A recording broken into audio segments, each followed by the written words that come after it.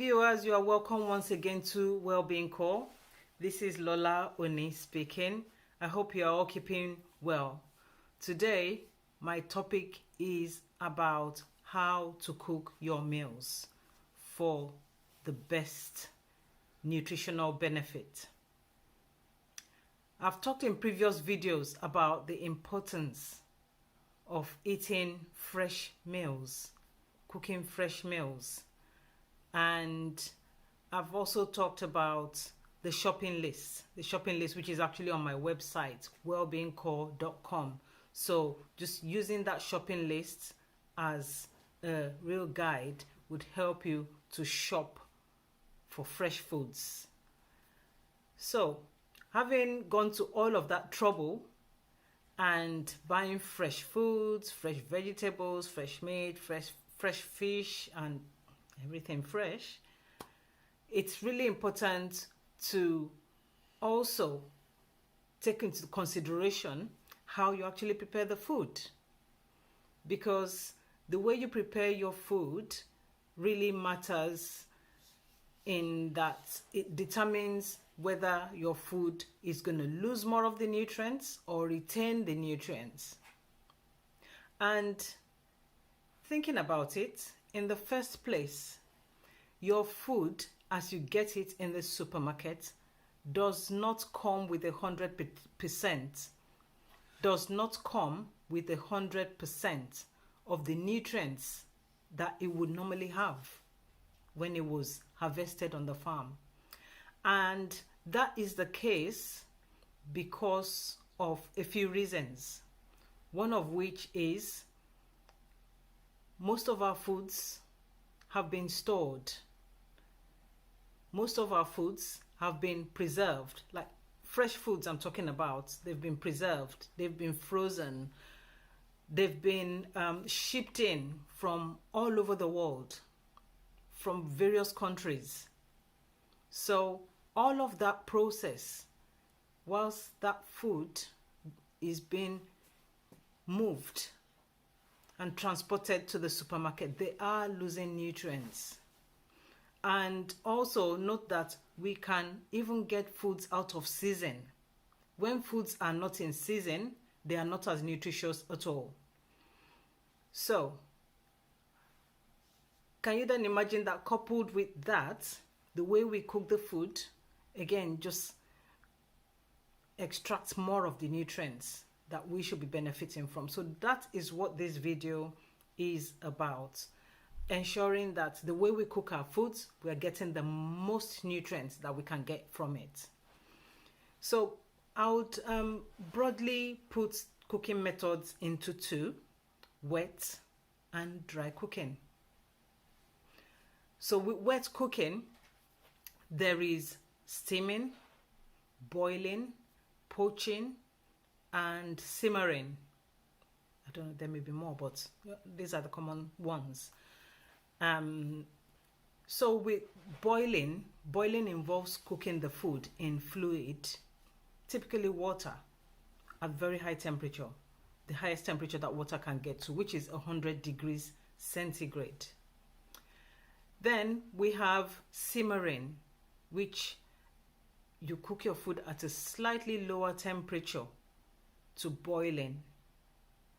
And with poaching, the temperature is lower still, between 40 to 80 degrees centigrade or 140 to 180 degrees Fahrenheit.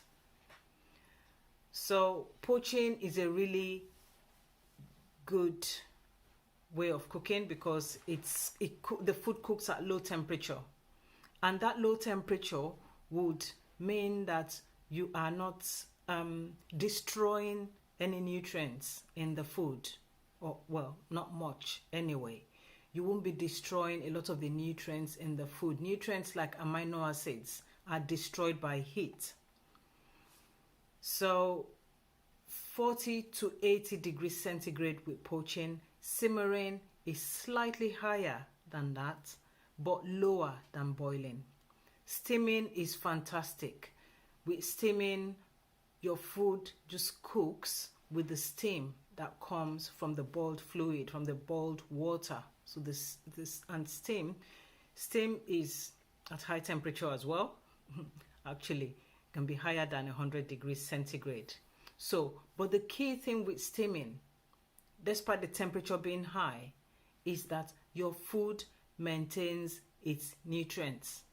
So the food has not been immersed in the fluid, and the nutrients in the food have not seeped into the fluid that you're boiling with.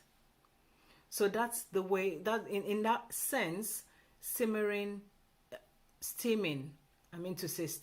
is brilliant. Steaming is good because the nutrients have not washed into the fluid. Now, I move on to dry cooking. With dry cooking, there is frying and actual dry cooking, which is heated air cooking your food. And so I'll start with roasting. With roasting, the dry heat cooks the food on all sides. And again, roasting is high heat, and yes, it will destroy some of the nutrients in the food, but roasting is a healthy dry cooking method.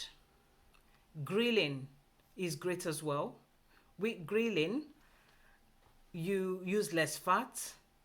Actually, because you're grilling, especially with meat, the fat actually drains from the meat, from the food. So that is also a good cooking method. And with grilling and with roasting, your food maintains nutrients. One really important thing to note with grilling and with roasting is to ensure that your food does not get charred, as in it doesn't get burnt, because those burnt bits, the black bits that you have on your food, which indicates that there is a bit of burning, they are cancerous.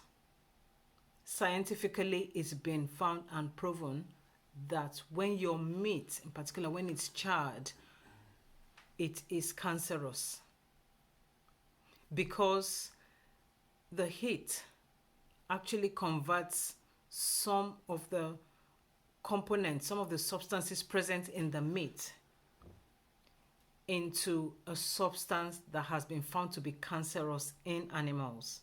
So good to be really careful of that, that your meat is